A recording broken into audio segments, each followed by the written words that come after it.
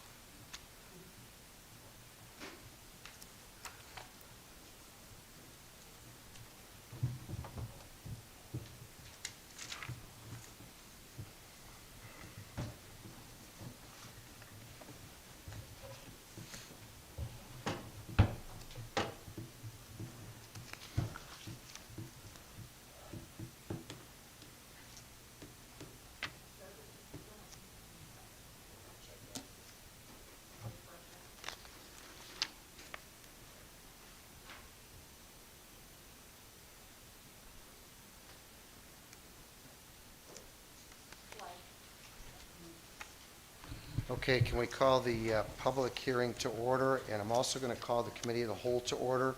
These are both set for the same time, so if we can have a roll call on both, please. Lennon, Here. Ramirez, Reardon. Here. Fate, Here. Santori, Ruiz, Avila, Here. Noack. Present. Make a motion that we excuse Alderman Ramirez, Santoy, and Ruiz. Second. Motion by Avila, seconded by Noack, to excuse Alderman Ramirez, Santoy, and Ruiz. All those in favor? Aye. Opposed? The ayes have it. All right, we have a copy of the public hearing notice there, Clerk Anderson. Yes, I do. Okay, and that was published according to the rules. Yes, it has been. Okay, Do you want to know where? yes, please. It was published in the Chicago Sun-Times. And yeah, we have the certification on file. Okay, then at this point, I would like to turn this over to Dave Holzberg. Dave, what order do you wish to proceed? You want to proceed according to your agenda? Yes, the agenda would call for Casper Development to make presentation to council. Okay, the developer will step up. Very good. Would you like me to move this over? No, you could, it's fine there. Okay, real good. Good evening, everyone. Just do me a favor though, sir, just speak into the mic, make mic? sure it's on, because Sure. it's by camera and it won't pick it up otherwise. How's this? Can you hear me? Yes. Very good. Good evening, Mr. Mayor, City Council members, and residents of Berwyn. My name is Dana Weber. I represent Joe Skiba and Casper Development, the developer of the proposed development. First of all, thank you for considering our application for the plan unit development. We've given you 200 pages to look at. I think you have everything you need now. I will just I won't go through it item by item because you've already read it all. But the proposal plan calls for 29 single-family homes to be developed. We have renderings and material selections for you to look at, which are present before you. The final plat of subdivision that was submitted conforms to all Berwyn codes in terms of building setback lines, square footage amounts, and so forth, as well as the fire protection requirements under Berwyn code. Mr. Hulsberg can deal with some other issues that he'll have to talk about. But we are, I would like to tell you, first of all, a little bit about Casper Development and Joe Skiba. Mr. Skiba has been in business over 20 years. He's a home builder, primarily builds single-family homes, but he's done bungalows, townhomes, condos, primarily in the south side of Chicago, Chinatown, Bridgeport, and that general area. Actually, many of the neighborhoods that he builds in looks very similar to the Ridgeland site, and many of the homes that he builds look similar to this. As I said, he's done custom single-family homes and expensive homes, but his bread and butter are these types of urban single-family homes that you see renderings of today. Casper is excited about this project because he likes what he sees in Berwyn. He likes the community and what you're doing to keep it alive. And he likes this site because it is an obsolete, in our opinion, industrial site, which has outlived its highest and best use. and building new homes as set forth in our application would greatly improve that neighborhood and the tax base of Berwyn. We are working with the school on some issues regarding building them a parking lot and partitioning off a small little irregular portion of the development to them where the detention vault would be located, and we would also work out an easement agreement with them so that the future residents of the Ridgeland Estates could use that parking lot and driveway for ingress and egress to and from their garages on the south end of the site. That is progressing, and I'm dealing with their attorneys later on this week to get that finalized. So far, we have a good relationship with the school, and Casper has started to build some relationships here with the City Council and other people. We look forward to continuing that and working with you to complete this project. If you have any further questions, Mr. Skiba and I will be happy to answer them later on when you have time at tonight's hearing. But for now, that's all I'll say, and I'll turn it back to you. All right, thank you, sir. Comments by the BDC?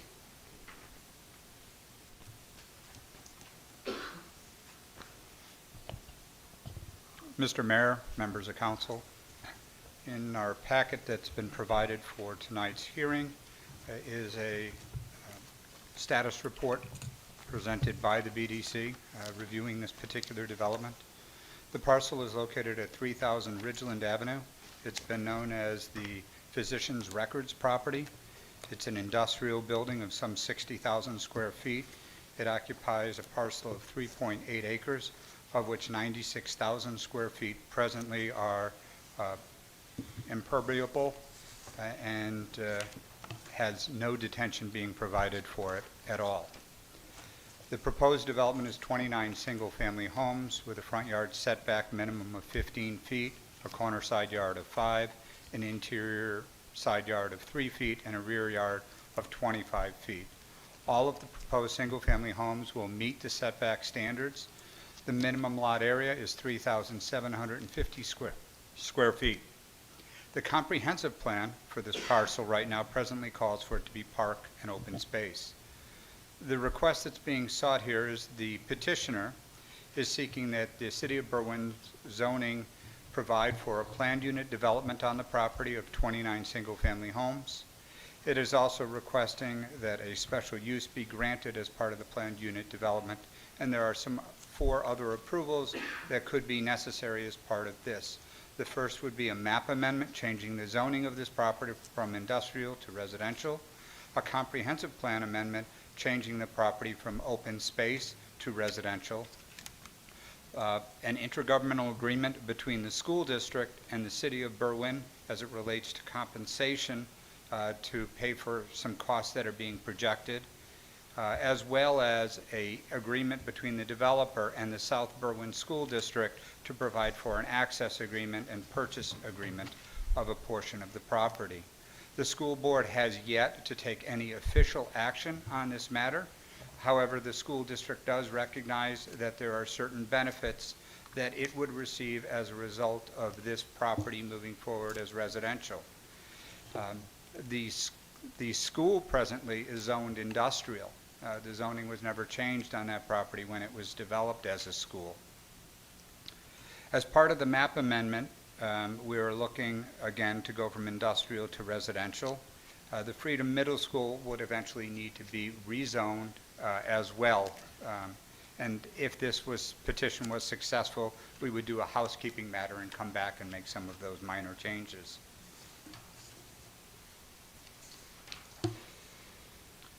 So as I indicated, the applicant is looking to do several things.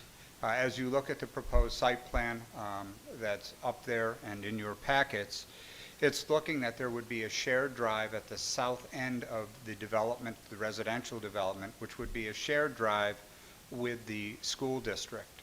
That particular drive would be then owned by the school district and maintained by the school district, because under their discussions, that would be their preferred methodology, that they would want to be able to control that. If you go ahead and survey the other schools in the district, District 100, you will find very similar situations where there are alleys around the schools and neighbors taking access off of those alleys abutting the school as well. So this is not something that the school district has not entertained or dealt with before. They are sophisticated, and they would be able to go ahead and address their concerns as part of this development moves forward. There has been some talk in saying, what else is in it for the school district? One of the key issues that happened when Freedom Middle School was built, it did not have fire access to 3 sides of the structure. Many buildings, most fire departments are always looking to get access, especially on places of assembly, to have 3 accesses to a structure. Here we have 1 access on Ridgeland. As a result of this development, if it moves forward, both the north side and the west side of Freedom Middle School will have fire access and emergency access being able to provide it for it. Within your package, you will note that there's a design that shows a fire truck being able to navigate down the proposed 29th Street extension, moving south on an alley, and then moving to that shared alley between the school district as well as this residential development to be known as Ridgeland Estates. This is an important factor for the school district. Additionally, this proposed development provides for the ability for the school district to buy what we call the triangle piece, which is an 11,000 square foot piece of property approximately located at the southwest portion of the development site, and have that added onto the school district property. Underground would be a stormwater detention vault, which would benefit the development of the 29 single-family homes and providing stormwater detention for the site. This would be an added benefit now to the neighborhood, as the additional 96,000 square feet that presently is impermeable would have stormwater being retained on the site and not going directly into the stormwater structure. This detention area would also provide adequate detention for a parking lot to be built above it, which then would be a benefit to the school district of providing more parking for an area that is grossly underparked for the school itself. The last piece of this is a new sidewalk would be constructed along the east side of Baseball Alley that would be lit. This would provide access to the baseball field for the school children who use that area as part of their physical education classes, as well as to the neighborhood to provide access through this area instead of walking on the grass. Further, it would provide benefit to the school district because there's adjacent parking on that alley next to the baseball alley that the school district teachers could also use during the daytime while the school is in session. So there are various improvements that have been recognized here that would occur. One of the other concerns that has been noted is if this property stays industrial, there's really no protection to the school of what could be built or what could go on in an industrial property of this nature. Typically, an industrial building of 60,000 square feet of size would have greater demands than what 29 single-family homes would have as it relates to both as stormwater issues as well as sanitary issues and water consumption issues. Also, the impacts on the road network if a industrial use with peak employees are going on would have greater impact on the residential streets in the neighborhood. There's a traffic analysis that's been provided within this report as well for you. The area to the north of the site presently is zoned R1 and C1, which is single family and neighborhood mixed. To the south is an industrial zoning, which is the school, which should be rezoned. And to the east is a neighborhood mixed use development with industrial as well. And to the west is a public area district, which we know as Baseball Alley. We're seeing that the comprehensive plan at present, while it's requesting open space at this particular area, what a comprehensive plan does, it does look at a long-term vision for a community. It is a primary planning document that municipalities utilize in order to advocate for things that they would like to see or potential action that they would like to take. So if the city at some point in time was desirous to go ahead and take this property by eminent domain, the fact that it was zoned or in the comp plan for open space, that would give the city or the park district or even a school district the ability to go ahead and have greater leverage in the courts. However, for many years this property has been available and none of the governmental units has moved forward to express any interest in acquiring this property by market rate even, and through condemnation. Property values are generally much higher than what can be bought at market value when somebody is selling. So I would entertain to the board that none of the other governmental units nor yourself have expressed interest in acquiring this property because you have greater demands on your dollars at present. So in the comprehensive plan, there's a section called housing designation. So one of the provisions that would be made would be modifying the comprehensive plan, not only the open space portion, but the housing portion of the plan to designate this northern area, less the 11,000 square feet of this 3.8 acre site, as residential. Again, we've indicated that this development will meet all of the setback standards and all the bulk requirements of the city, and that by no means is this a done deal in any fashion. This is a public hearing to gain additional input from the residents of the community. What is important to note, though, is that staff's recommendation and the developer's ask is the same. The developer is not asking for any money from the city to go ahead and build any of the infrastructure or any component of this project for itself. There is an ask by the school district to help offset some of the costs that it would be incurring for this additional land, the detention, the parking lot construction, as well as the sidewalk and the lighting. That would be a TIF request that would be being made by the school district and not the developer. So the developer is saying, I can do this as a market rate deal. As a result of that, staff would be recommending that as this project moves forward, that we remove this property out of the TIF district so that any comments that we've heard about that TIF defunds the city and all the governmental units, it would be actually a very moot point. The differential that would occur for the school district is in a TIF, they receive 27% of the increment. In a regular tax situation, since it's not in a TIF, they would receive 31%. As well, the other governmental units will all receive their share of the projected tax increment, or excuse me, the projected property tax dollars that this development would create. I think that gives you a good background as it relates to this site and the benefits and attributes of the same. If there are any questions, I'd be happy to answer Questions from those. council members? Yes. So, just regarding the TIF, Dave, if you're removing all of the residential property that's generated, you're left with the school, which generates no increment, and the railroad building which currently, and for the foreseeable future, supplies no increment. What value does the TIF have except to be able to move money for this project to supply the school with the funds to create this parking lot?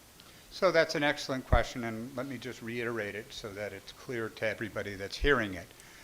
So the question was, what value is it to really have a TIF district at this particular location anymore, since the primary piece of property that we looked at redevelopment that might need the TIF is now going to be developed as residential and doesn't need any financial assistance to make the project work. Well, there's still the property across the street, which is the BNSF property, that is not paying property taxes, that the city has filed an objection to, is working with the courts to go ahead and look and say this property should be paying property taxes because they have tenants in the building, that they should be having a PIN, at least a vertical PIN, so that it does pay property taxes. And as a result, if that is occurring there, then that provides some ability to utilize the increment that is then generated by a vertical PIN to help redevelop that BNSF property and do some improvements there, where the city can go forward and say, we can assist, we can do a 50-50 sharing, we can do X, Y, and Z. That would give a tool in the toolbox to assist on the redevelopment of that piece. I cannot assure you that, that the city is going to win a lawsuit inside of the next 1 year or even 3 years to get the assessor's office to make the change that should be made on that property. But if we don't have a tool in the toolbox to help do that, then we're shortchanging ourselves. We're not hurting anything by maintaining the TIF in its present form, but I would leave that up to the policymakers whether you'd want to go ahead and take that tool away.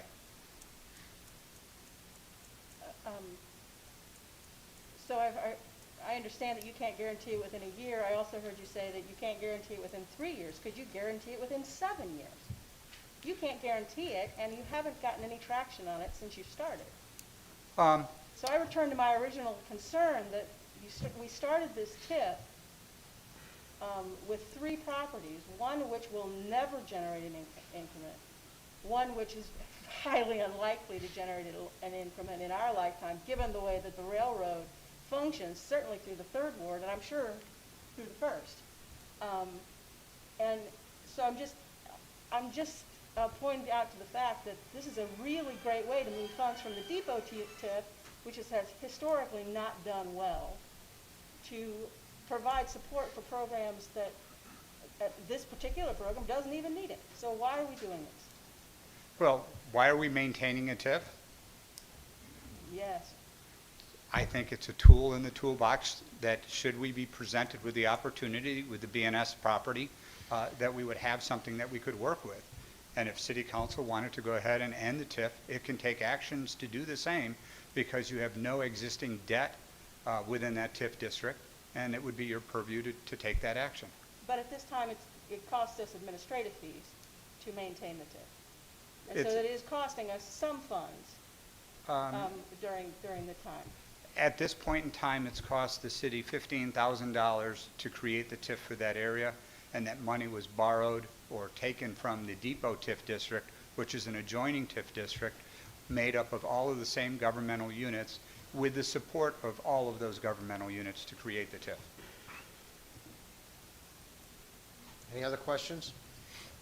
Can you elaborate a little bit on the parking? I know there were a lot of comments made that this area would not have adequate parking. I believe you got it covered. Can you just elaborate how much parking? Sure. Every dwelling unit would have a 2-car garage, some of which would be attached, some of which would be detached, some would have an option to go one way or another.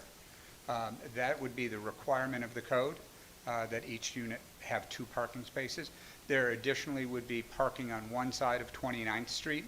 29th Street is proposed to be a 2-way street with parking on one side of the street. And the school district has indicated, as it has done at its other locations, in an informal way, that the neighborhood could utilize its parking lots when they're not using it.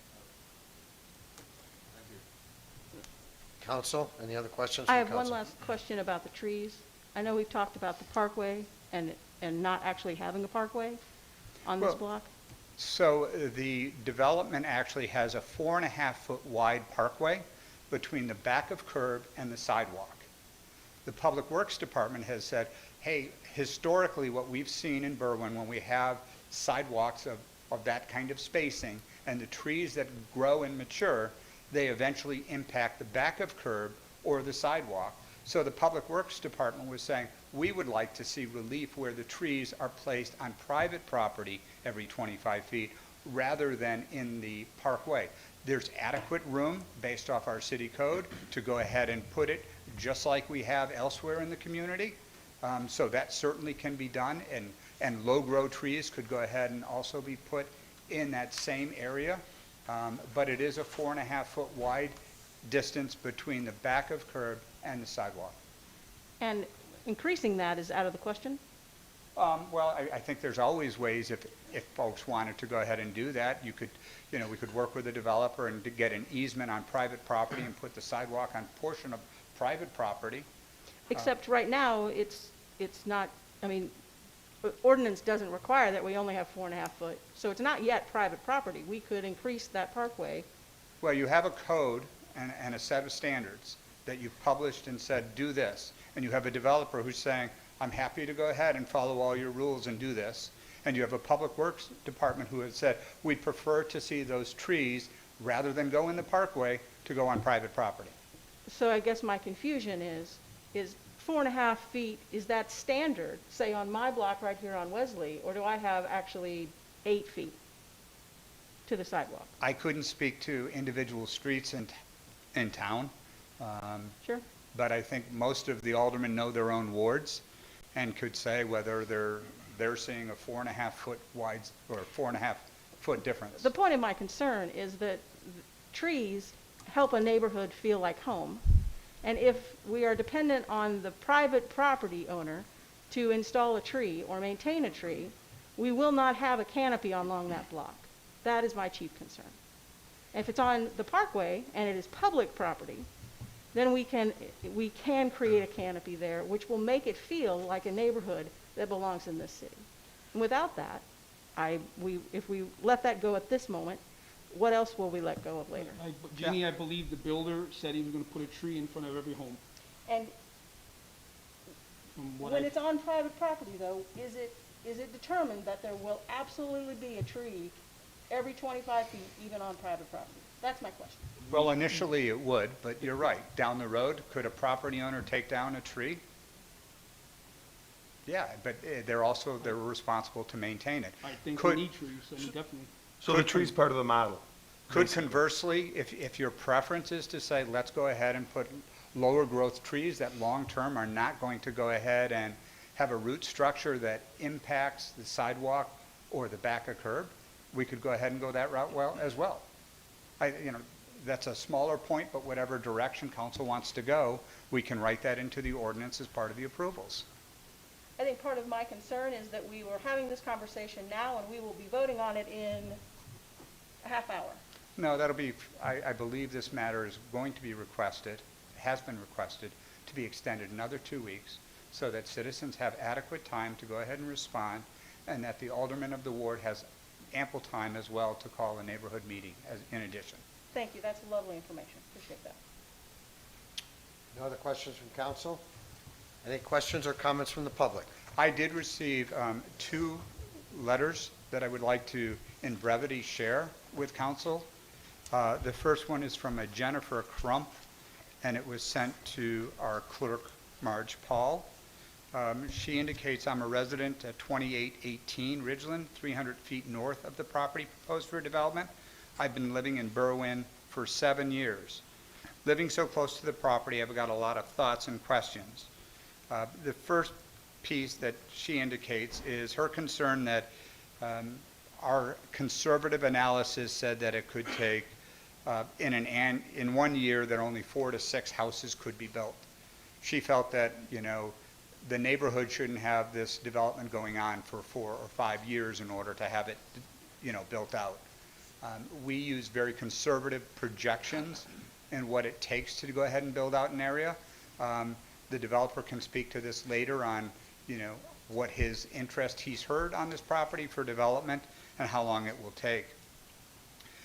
The other concern that was raised was some of the density issues and the fact that they'd rather see this property developed as open space. She indicates that the city and other governmental units should consider buying this property before it's gone. And that there's just a little bit of green space that's available, and the neighborhood deserves better deal than having noise, dirt, and traffic for a construction period of 5+ years. The second letter that's received, and again, this is a rather lengthy letter, so I'll try to abbreviate the points for the benefit of all.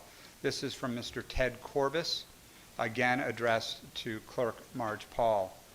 Mr. Corbis resides at 3247 Ridgeland, and he says, I urge City Council to reject the proposed development and keep the comp plan and zoning as it currently is. He speaks to the issue of child safety and traffic as concerns as his first point, and closes the first point by saying, I think requiring all residents and school employees to enter and exit on 29th Street would alleviate a lot of the concerns about accidents and child safety. So that's certainly an issue that our village engineer, Nicole Campbell, will be looking at as how best to go ahead and provide this with the input of the school district. Again, should the school district move favorably with this development. The second point that Mr. Corbis raises is green space. He believes that the future land use map says that this should be parks and open space, and that we should keep this designation and look at buying half of the property for open space and the other half to remain or to be able to be redeveloped in some sort of fashion. At a bare minimum, we should see that lot 19 immediately north of Freedom School be kept as open lawn next to the school. Mr. Corbis goes on that he's concerned about the cost of the infrastructure and the city paying for it. Again, that's been related that the city is not going to be paying for the infrastructure. The developer will be doing it. Mr. Corbis continues on and says that the city just spent $1.6 million to purchase the bank across from McNeil Hospital, which is not a true statement. The city has not purchased that property. And further, he says that the city has spent $500,000 to purchase the old Comcast building, when in fact that would be both the Fox Auto property and the Comcast property that the city is looking to acquire at a cost of $500,000. The third point Mr. Corbis raises is the zoning changes and the use of TIF. He said he's happy to see that TIF money is not going to be allocated.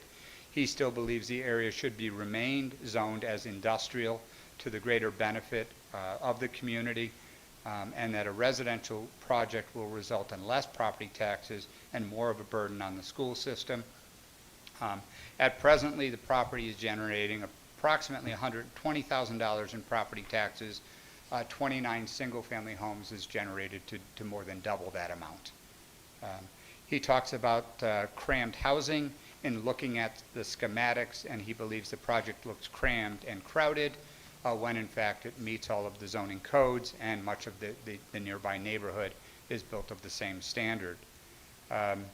In fact, there's no room for trees on narrow gangways, as he indicates, and I think I've cleared up that issue by a previous question by Alderman Reardon asking. And so he closes with saying, at the very least, I think the city and school district should reject the 24 unfettered access to the Freedom School parking lot driveway and requiring all traffic to enter and exit via 29th Street. I'd also urge the city to consider some type of solution that would keep part of the property as open space or lawn space. And that would be my summation of that letter, which will enter into the record in its full content. Is there any other comments or questions from the public? Please step up, state your name and address, please.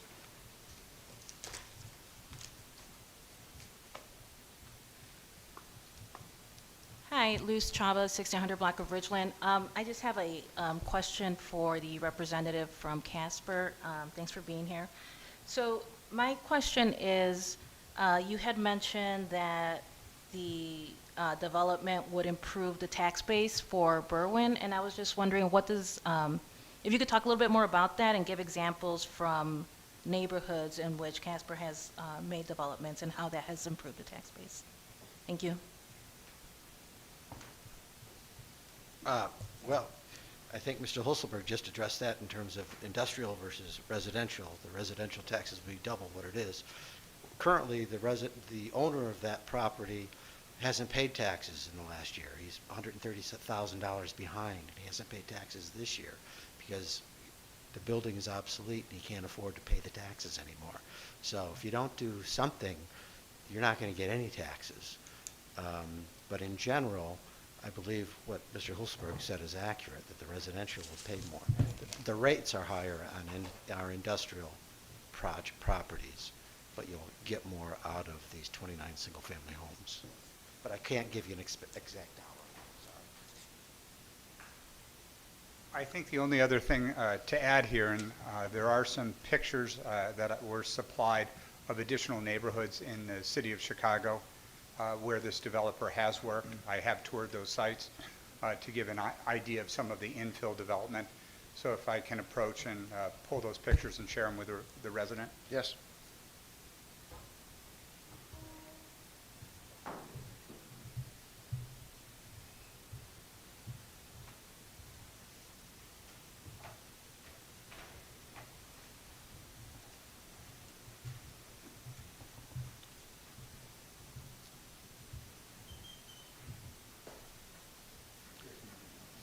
Is there any other questions or comments from the public? Yes?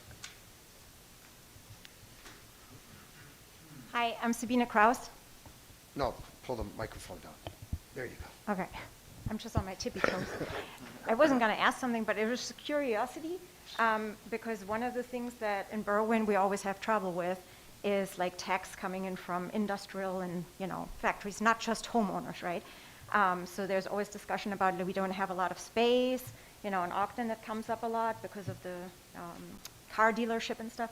So I was just curious if this property, unlike Ted Corbis asking for green space, if that property had been explored for other things that would generate other than, people's, like regular residents' taxes, just curiosity. Sure, I think that's a wonderful question in saying what's the marketability of this particular piece of property. It's rather challenged. The roof structure on this is totally gone. It has leaks everywhere. It's estimated right now in excess of $500,000 to repair the roof. We have worked with developers that we're looking to come in as industrial users from the city of Chicago to occupy this space. Their challenges were their trucks that they needed to bring in and out of the site was very difficult because they were tractor trailers, and coming in off of Ridgeland was difficult.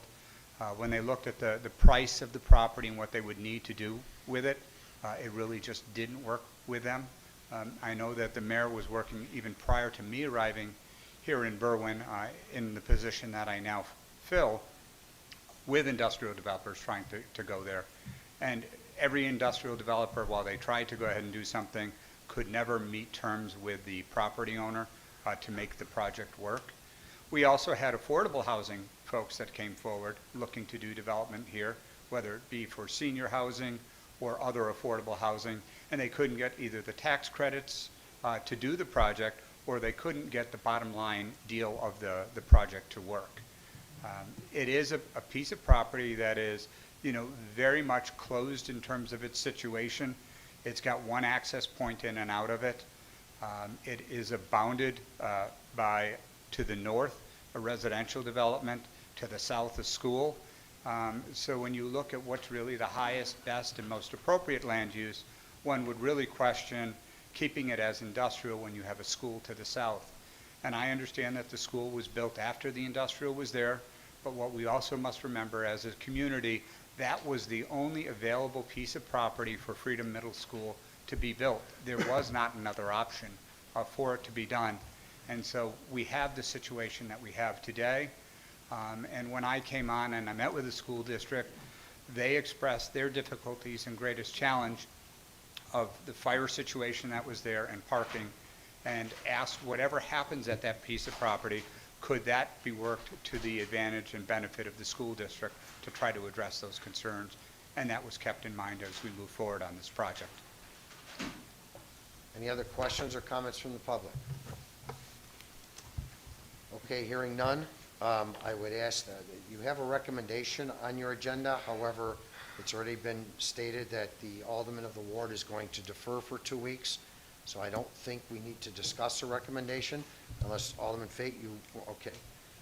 So at this point, I would ask that we adjourn both the public hearing as well as the committee of the whole. So moved. Reardon by Lennon. All those in favor? Aye. Opposed? The ayes have it. Thank you. We'll be back at 8. The camera will remain on, so.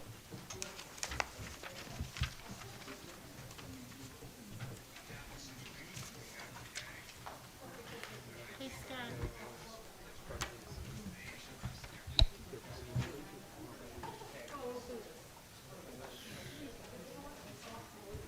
Did Scott make the motion? And Darren seconded it?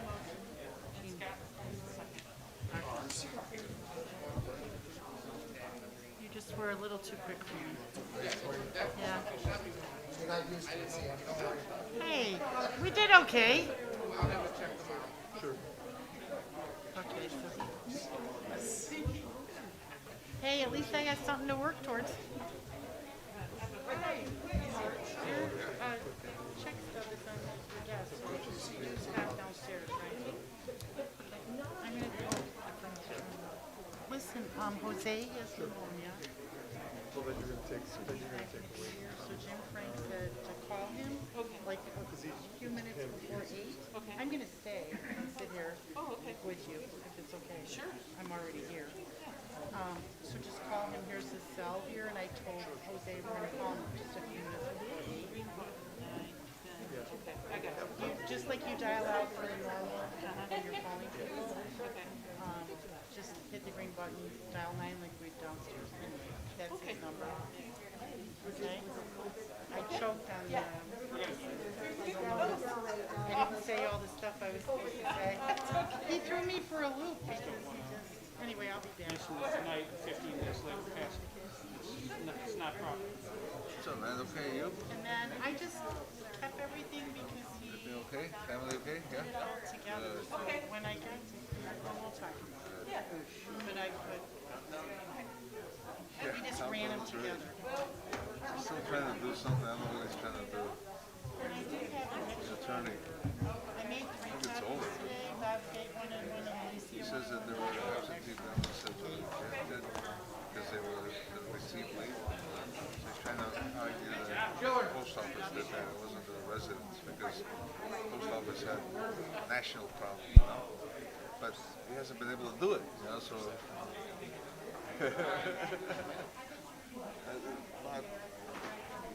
According to what I heard, anywhere between 15 and 20. So I might win, or I might lose by 14. Or 20, I don't know. That's what I'm saying, yeah. Yeah, ours, yeah. It's crazy, man. Kick you in the shin.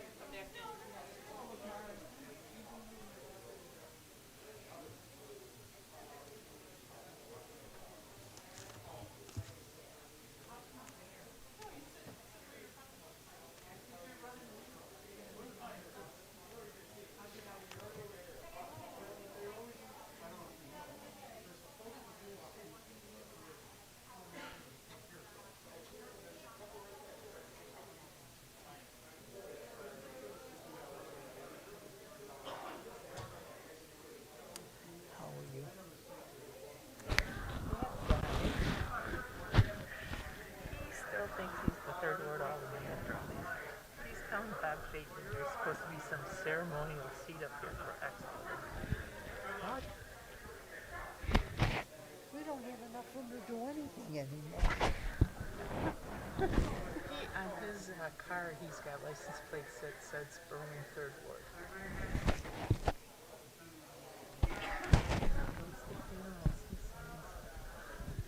He signs Third Ward all the way after his name.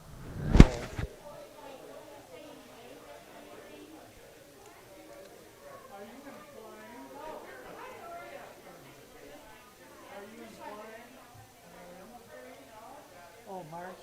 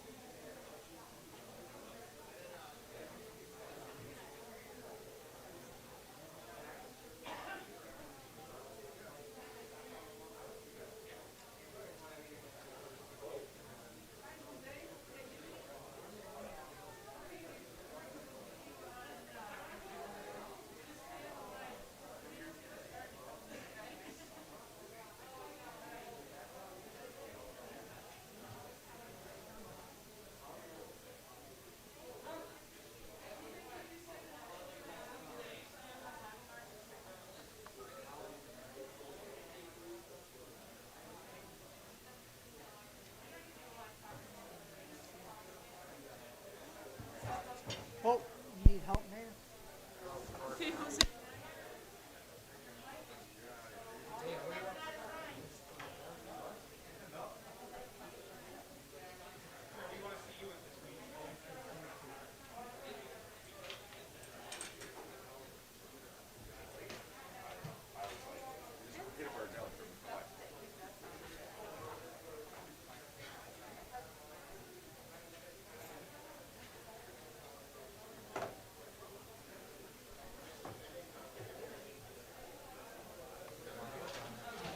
Roll call is A. Where did roll call? It's attached.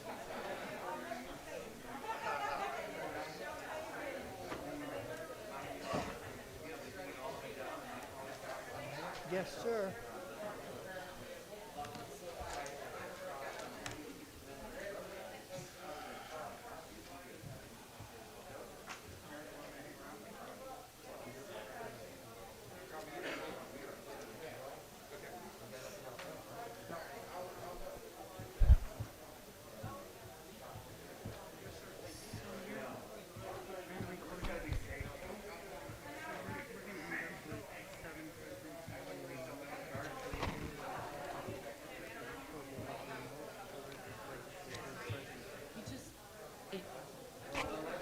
still under Vermont borders, so we can.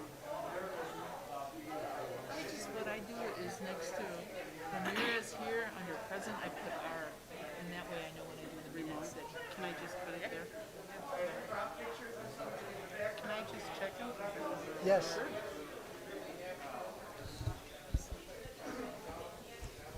Clerk Paul, can we call the council meeting to order, please?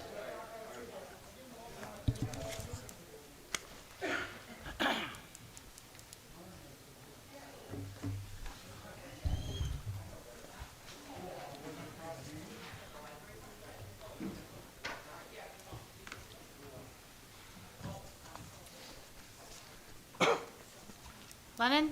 Here. Ramirez? Reardon? Here. Fate? Here. Santoy? Ruiz? Avila? Here. Noack? Here. 8 present. We can all rise for the Pledge of Allegiance, and please remain standing.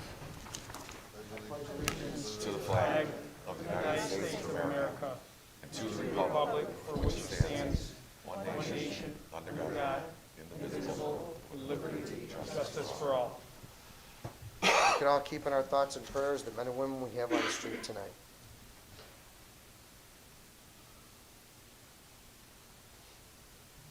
Thank you. If anybody wishes to address the open forum, please step forward to the podium, state your name and address.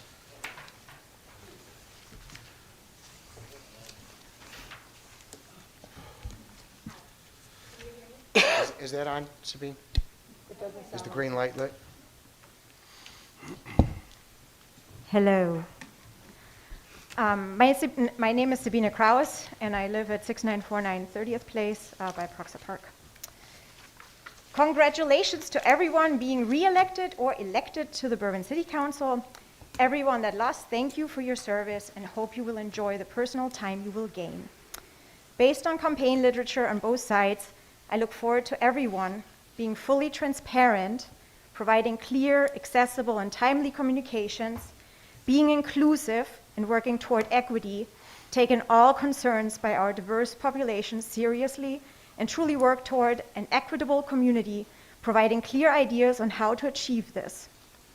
As you work for one Berwyn for everyone, I urge every single elected official to listen and to not dismiss anything because it is uncomfortable or you didn't experience it, which doesn't make it less real for the person expressing it.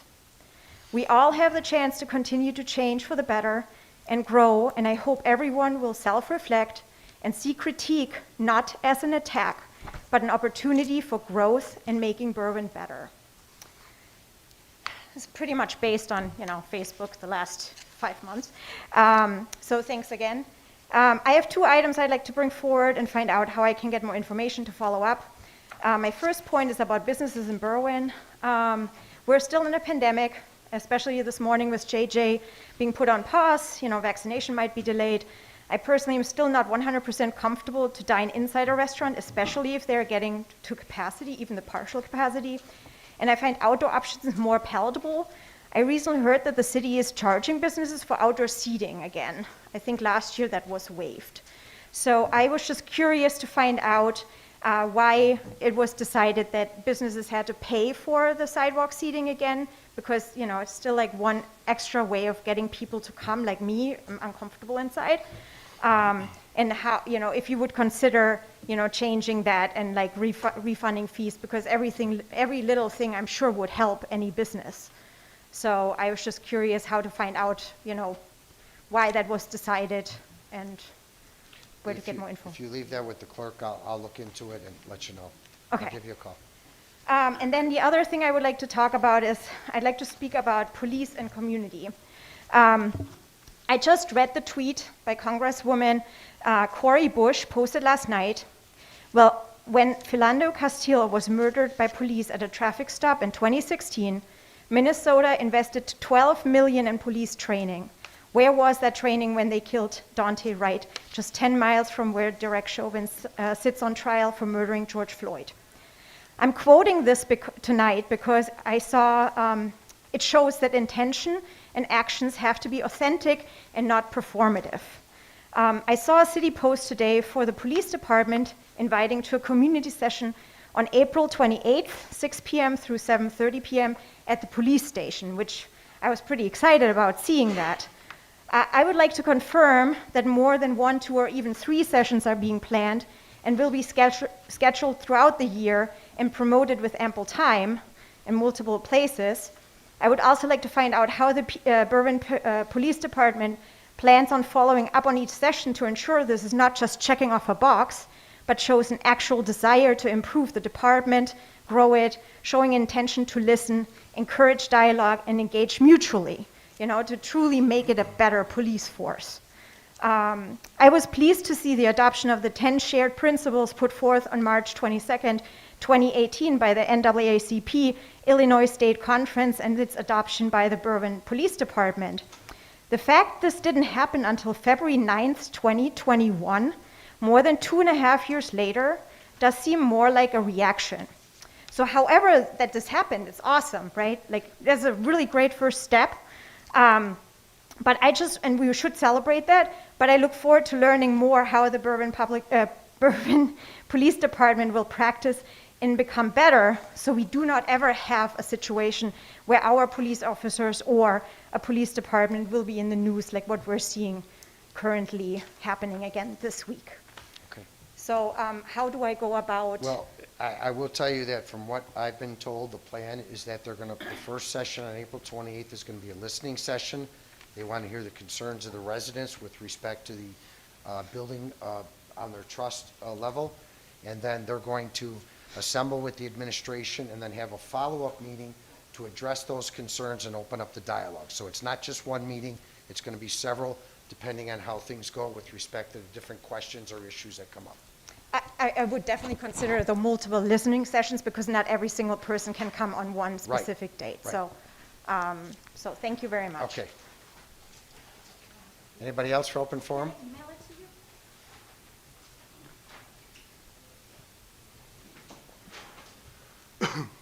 Hello, good evening. Let me just adjust this. Hi, my name is Karina Lopez. I live at 1810 Kyler. And I just wanted to add some thoughts to the next 2 weeks as y'all consider the development proposal.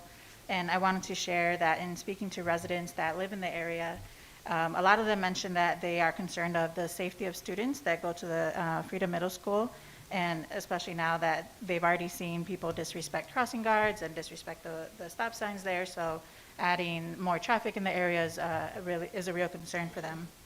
Additionally, I would really hope that y'all can consider Berwyn residents creative and innovative and engage us in a community-led design of developments in the city. When we all heard about this, the ideas were flying on Facebook, and I know there's also conversations offline about what that space could be. And I know that doesn't happen in a vacuum. There's real issues like money and, mostly money concerning that. But I think really engaging community members in more implicit, direct, and intentional ways can lead to some creative ideas and ways that we can further Berwyn. I also worry about the disregard for community building in that development area. I know it's a wonderful 29 odd houses. Imagine if 2 were not there and that space can be dedicated to a communal gathering space for new residents and current residents to really bridge that gap. That gap being very income-based, but also just that new development there, and just students too. That any 1, 2, 3 less houses can open up so much space to community building opportunities. And I'm saying this because I don't have a lot of faith that this will not move forward. So if it does go forward, I hope that y'all can consider these ideas in approving that or whatever it might be. I also wanted to highlight that we're still facing the economic impacts of an ongoing pandemic. I recently read that high-income individuals were not hit as hard, whereas lower-income individuals were. And these 29 houses are all market rate at around $400,000. And this is in a census tract with a 2020 estimated tract median family income of $69,536. And affordable housing is really the one issue that you can agree across the board, across ideologies, that we don't have enough of, and it's an issue. There are record-breaking numbers of families that cannot afford a decent place to call home, and every state and every community is impacted by this. We're not the only ones dealing with this. But each year, the shortage of affordable housing gets worse. And this matters because it's a key, housing is the key to reducing intergenerational poverty and increasing economic mobility, which is also the racial wealth gap we see growing and growing each year. And the more time that we don't address it head on is just going to produce worse outcomes for people who are facing that. And increasing access to affordable housing bolsters economic growth, and research shows that the shortage of affordable housing costs the American economy about $2 trillion a year in lower wages and productivity. So I feel like we can easily match that to Berwyn and know that there will be a lot of disparities there. But really, approving this development as is tells so many residents of the area that they are not who we want here in Berwyn. I don't know anyone personally that lives in Berwyn that could afford this kind of house. And we've been in Berwyn, we love this community. So at a minimum, if this is not going to be changed, just tell us straightforward that you don't want people like us here. Thank you. Thank you. Anybody else wish to address the open forum? Okay, then can we move on to item, oh, I'm sorry, you have more, I'm sorry. The clerk's office has Okay. Okay, the city clerk's office has received a few emails, and I'd like to go through them with you. The first one comes from an Emmanuel Lemus, and he writes today to urge the aldermen to vote no on the Ridgeland TIF. Below are 3 reasons why he would like for you to vote no. First of all, there's 29 properties will pay taxes into TIF funds rather than to the city or school districts. Loss of green space. The proposed TIF boundaries include part of Baseball Alley. Kids are already locked out of most of Berwyn parks. And 3, the traffic problems here will be a backup to vehicles. He's asking that you consider the drop-off zone at Freedom School, the train traffic, and the lack of turnaround space on 29th Street. The second one came from a Susanna Avila. She wrote today to urge the aldermen not to vote no on the Ridgeland TIF. She gives 3 reasons. That we have the highest population density in all of Illinois. Why are we going to exacerbate the problem? The construction adds another layer of discomfort going to the children going to school at Freedom. TIFs materialize systems of power and racism. 29 homes will not be filled with people that reflect the current population of Berwyn. We then received, 3 emails that were exactly the same. They're identical from an Irene Munoz, a Christian Lemus, Emmanuel Lemus, and Karen Lemus. And they are writing to urge the aldermen not to vote for the Ridgeland TIF for these 3 reasons: that we have the highest population density in all of Illinois, the construction adds another layer of discomfort to children going to Freedom, they materialize systems of power and racism, the 29 homes will not be filled. Also, that there's no plan on how parking is going to be accommodated, with parking already being a scarcity where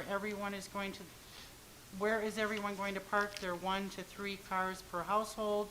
The TIF was never residential. It was originally proposed to be industrial.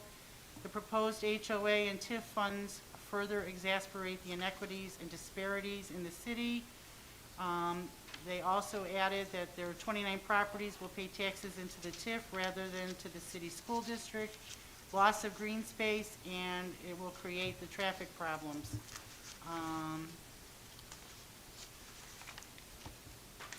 The next one is from an Anna Wagner. She's urging the council to vote no to the proposed housing development at 29th and Ridgeland. We have very little industry in our city and are the most densely packed city in the state. We would benefit more from having an industrial corridor. In addition, the TIF should not be used for residential purposes. And then the last email came from a Sandra Cervenka. She's urging the aldermen to reject the proposal for the zoning changes for the property. Berwyn is already an incredibly densely populated community. She's asking, why are you even considering adding a new housing development? driving and walking around this location recently, she cannot see how you can comfortably fit so many homes into the area without it being overcrowded. The idea that the new residents would also be using the parking lot of a school to access their homes is also alarming. In her opinion, a small manufacturing business or even high-rise senior low-income housing would be a much better fit for the property. She's asking or stating that we need options for the seniors who want to stay in the community and wish to downsize. She's asking that you do not approve the proposal for the Ridgeland TIF property. The proposed development is too dense. Berwyn is already considered to be a very crowded community. Why would we increase this so much? $400,000 is not moderately priced, and she disagrees that there is no safety issue to the development. An alternative that could work would be for low-rise, affordable housing development. This would benefit the people who want to stay in Berwyn but cannot afford the rising property costs. That's it, sir. Okay, thank you. Item C1, please. Item C1 is the Committee of the Whole and regular City Council meetings of March 23rd. Make a motion that we approve the minutes for the Committee of the Whole and the regular council meeting that was held March 23rd, 2021. Second. Motion by Avila, seconded by Fay, to approve the Committee of the Whole and City Council minutes of March 23rd, 2021. All those in favor? Aye. Opposed?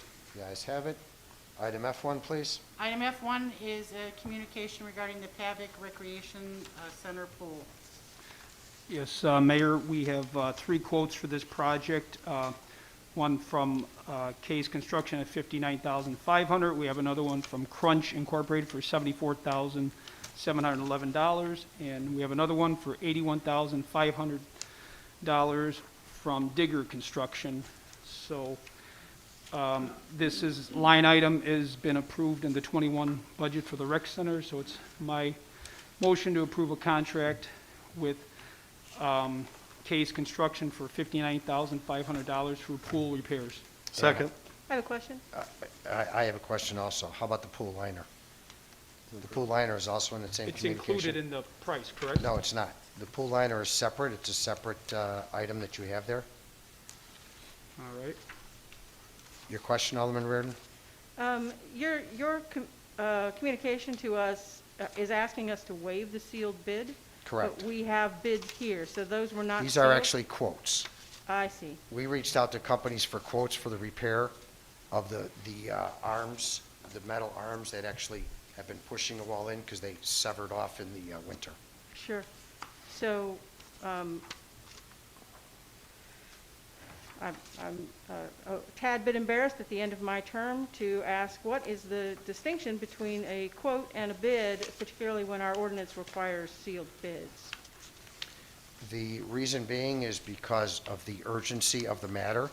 This is a safety matter. If the pool is going to be open this year, this was the expedient way to get it done. That's why I'm asking to waive the sealed bid process so that we can protect and correct what is a problem. And with when the would pool. this work be done, Mayor?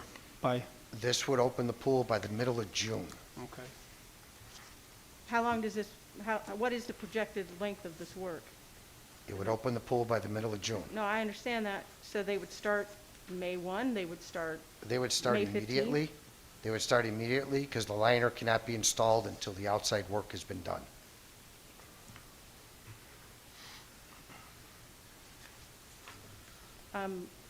when did we get notification that the pool, that we had this issue with the arms and then the liner? Well, we didn't find that out till approximately a week ago when we had it dug up to figure out why the walls were being caved in. Approximately more like 2 weeks, right, Bob? 2 weeks? That the walls were caved in and why it was caved in, which is what caused the rip in the liners also.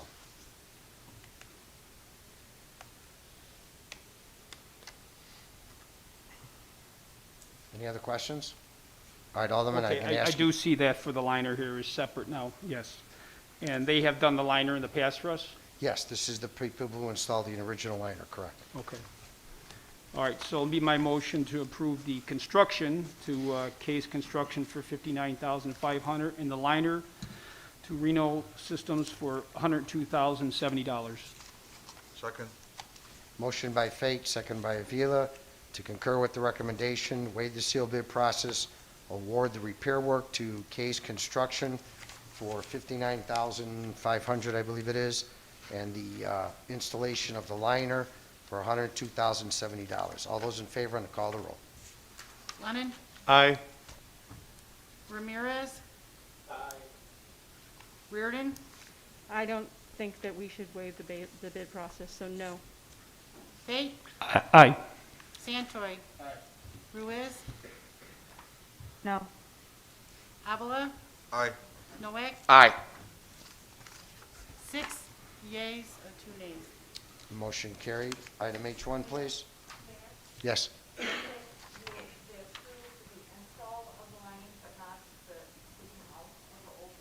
It's all part of the same price. It's all included in the price. Yeah. Item H1, please. Item H1 is an ordinance approving a preliminary and final plan for a planned development special use at the address commonly known as 3000 South Ridgeland Avenue, Casper Development, LLC, Ridgeland. Motion defer for 2 weeks. Second. Motion by Fate to defer for 2 weeks, second by Reardon. All those in favor? Aye. Opposed? The ayes have it. Item H2, please. Item H2 is an ordinance amending the City of Berwyn Comprehensive Plan. Motion defer for 2 weeks. Second. Motion by Fate, second by Noack to defer for 2 weeks. All those in favor? Aye. Opposed? The ayes have it. Item H3, please. Item H3 is a resolution approving and accepting a plat of subdivision to re-subdivide the property commonly known as 3000 South Ridgeland Avenue in the City of Berwyn, County of Cook, Ridgeland Estates. Motion to defer for 2 weeks. Second. Motion to defer for 2 weeks by Fate, seconded by Avila. All those in favor? Aye. Opposed? The ayes have it. Item H4, please. Item H4 is an ordinance amending the official zoning map of the City of Berwyn to rezone properties at 3000 South Ridgeland Avenue, I, Industrial Zoning District, to R1, Single Family Residence Zoning District, and P, Public Areas Zoning District. Motion defer for 2 weeks. Second. Motion to defer for 2 weeks by Fate, seconded by Reardon. All those in favor? Aye. Opposed? The ayes have it. Item I1, please. Item I1 is a communication from Alderman Ruiz regarding a parking fee schedule change.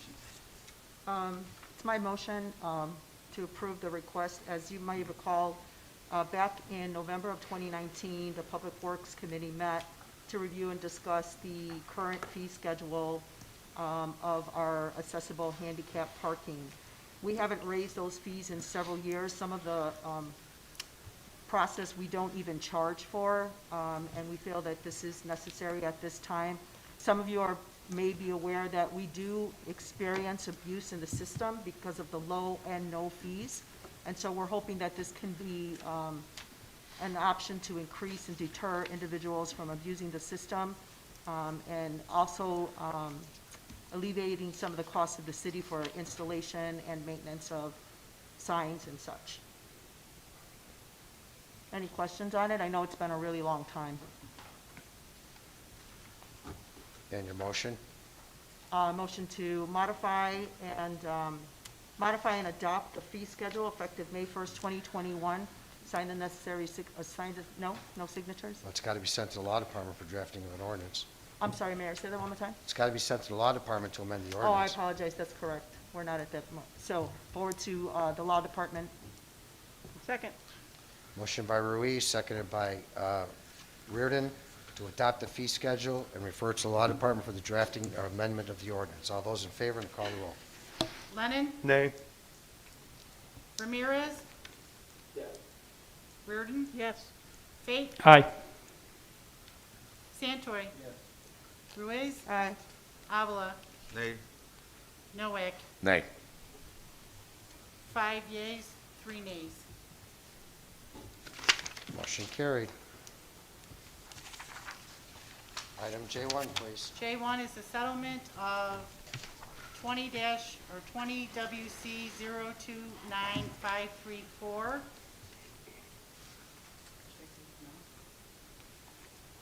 Make a motion that we concur with city attorney in settling case number 20WC029534 in the amount of $35,036.38. Second. Motion by Avila, seconded by Noack to concur with the recommendation of city attorney and approve the captioned workers' comp case for $35,036.38 by authority granted in executive session. All those in favor, and call the roll. Lennon? Aye. Ramirez? Reardon? Aye. Fate? Aye. Santoy? Ruiz? Aye. Avila? Aye. Noack? Aye. 8 ayes.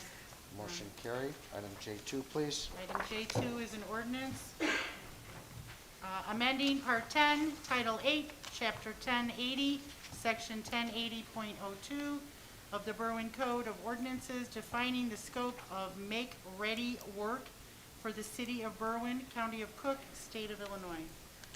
Make a motion that we adopt the ordinance amending Part 10, Title 8, Chapter 1080, Section 1080.02 of the Berwyn Code of Ordinance, defining the scope of make-ready work for the city of Berwyn, county of Cook, and state of Illinois, as the corporate authorities affix necessary signatures and place it on its way to passage. Second. Motion by Avila, seconded by Lennon, to concur with the recommendation and approve the ordinance as captioned, affix the necessary signatures, and place it on its way to passage. All those in favor, on the call of the roll. Lennon? Aye. Ramirez? Reardon? Aye. Fate? Aye. Santoy? Ruiz? Aye. Avila? Aye. Noack? Aye. 8 ayes. Motion carried. Item J3, please. Item J3 is a communication from Public Works Director Schiller to, he recommends the award of landscape maintenance for the Roosevelt Corridor, Depot District, Cermak Road, and Ogden Avenue corridors. I'd like to make a motion that we concur with the recommendation of staff for Robert Schiller for the landscape maintenance for the Roosevelt Road Corridor Depot District to Gus and Sons Landscaping LLC. Second. Motion by Ruiz, seconded by Noack to concur with the recommendation of Director Schiller and approve Gus and Sons Landscaping for the 4 corridor districts pursuant to the bids. All those in favor, on the call of the roll. Lennon? Aye. Ramirez? I'm sorry, could you repeat that? Reardon? Aye. Fate? Aye. Santoy? Ruiz? Aye. Avila? Aye. Noack? Aye. 7 ayes, 1 nay. Motion carried. Item J4, please. Item J4 is a communication from Public Works Director Schiller recommending to award the 2021 roadway resurfacing project. I'd like to make a motion that we concur with Director Schiller's recommendation to award the project to the lowest bidder presented tonight, and that would be, Bob, who we sent? It's on your desk. It's the communication they put on your desk, Schroeder It's on your Asphalt. desk. Okay. I'm sorry, I don't have it in front of me. Schroeder Asphalt Services in the amount of $941,245. Second. Motion by Ruiz, seconded by Noack to concur with the recommendation and approve the 2021 MFT street resurfacing to Schroeder Asphalt Services in the amount of $941,245. All those in favor, on the call of the roll. Lennon? Aye. Ramirez? Reardon? Aye. Fate? Aye. Santoy? Ruiz? Aye. Avila? Aye. Noack? Aye. 8 ayes. Motion carried. Item J5, please. Item J5 is a communication for Public Works Director, a recommendation to approve an intergovernmental agreement between the City of Berwyn and the Town of Cicero. Make a motion that we approve the intergovernmental agreement between the city of Berwyn and the town of Cicero to resurface Lombard Avenue from Roosevelt to 29th Street, with Berwyn being the lead agency in the attached engineering agreement as corporate authorities affix their signatures and place it on the way of passage. Second. Motion by Avila, second by Noack, concur with the recommendation of Director Schiller. Approve the, excuse me? Mayor, there's a resolution attached. That's what I think he just Resolution? motioned to pass, Okay. did he not, to fix the necessary signatures? Did you make the motion to adopt? Adopt the resolution. To adopt the IGA and resolution between the City of Berwyn and the Town of Cicero for the resurfacing of Lombard Avenue from Roosevelt Road to 29th Street. All those in favor of the, fix the necessary signatures, place on its way to passage. All those in favor on the call of the roll. Lennon? Aye. Ramirez? Aye. Reardon? Aye. Fate? Aye. Santoy? Ruiz? Aye. Avila? Aye. Noack? Aye. 8 ayes. Motion carried. Item J6, please. Item J6 is a communication from Police Chief, from the Fire and Police Commission regarding the promotion of Carmelita Terry. This Make a needs motion for that we accept this informational. informational. Second. Motion by Avila, seconded by Noack to consider informational. All those in favor? Aye. Opposed? Pardon? I didn't hear Alderman Ramirez. Okay. All those opposed?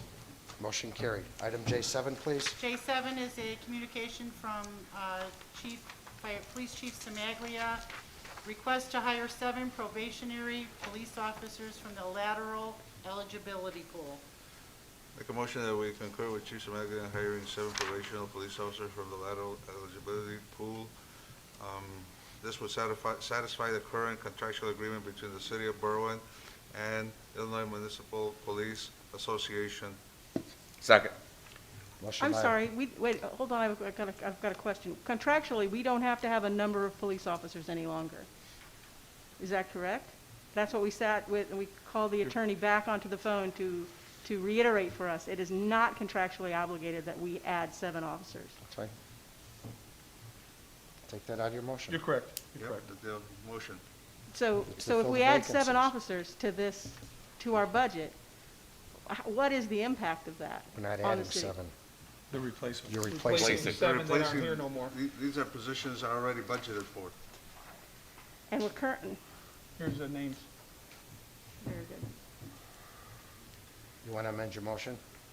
To, Not part of the To concur contractual with- agreement. To fill the vacancies. okay, just make a motion that we concur with hiring the 7 probational police officers. Second. I just have a quick question. Chief, didn't we replace some of these officers already? No. None of these have been replaced? No, ma'am. Okay, thank you. And we can't get in the academy, that's why we did a lateral eligibility pool. Second. Motion by Avila, seconded by Noack, to concur with the chief's request, hire 7 probationary officers from the lateral eligibility pool to fill the open vacancies. All those in favor, on the call of the roll. Lennon? Aye. Ramirez? Reardon? This gives us an opportunity to reconsider the Hillard and Hines report where they suggested that we had more officers than we needed. This is an opportunity for us to do that work so that we can determine how our police force should be sized. Absolutely not. Fate? Aye. Santoy? Aye. Ruiz? Aye. Avila? Aye. Noack? Absolutely aye. 6 ayes and 2 nays. Motion carried. Item J8, please. Item J8 is a communication from Library Director Tammy Sheedy regarding authorization to go out to bid an RFID radio frequency identification system project. I'll make a motion to concur with Director Sheedy and authorize to go out to bid for an RFID, radio frequency identification system project. Second. Motion by Lennon, seconded by Fate to concur with Director Sheedy and allow the library to go out to bid for RFID, radio frequency identification system project. All those in favor? Aye. Opposed? The ayes have it. Item J9, please. Item J9 is it's a proclamation sent in by Public Works Director Robert Schuller. He's requesting the approval of the attached proclamation. It's for our birthday. I'll read it. Whereas, it's a proclamation, whereas in 1972, Sterling Morton proposed to the Nebraska Board of Agriculture that a special day be set aside for planting of trees. This holiday, called Arbor Day, was the first observed with the planting of more than 1 million trees in Nebraska and is now celebrated throughout the world.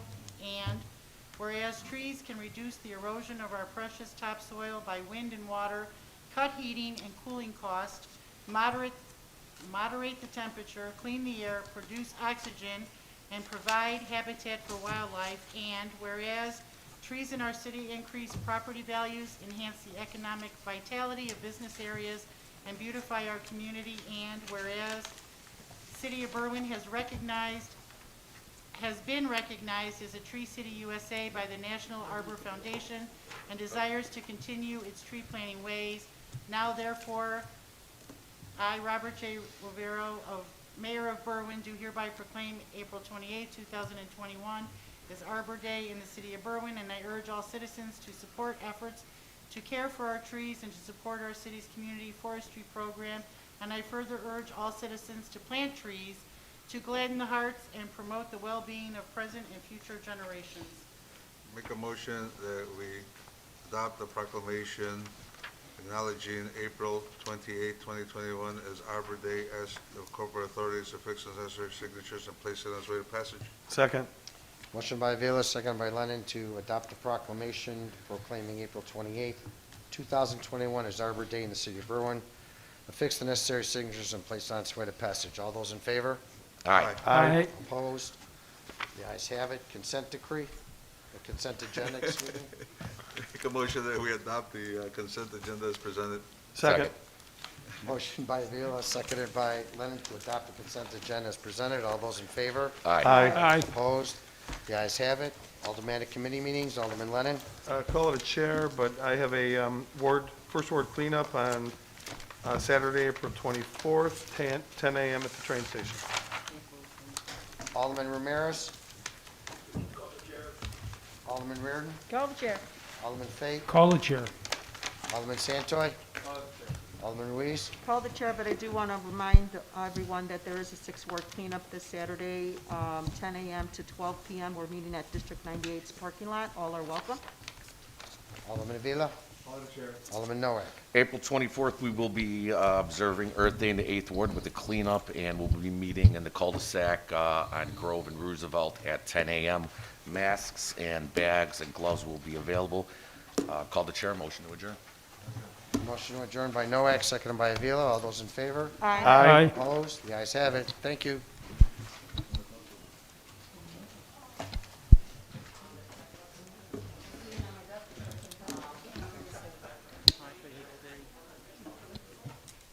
I didn't get all of those. No.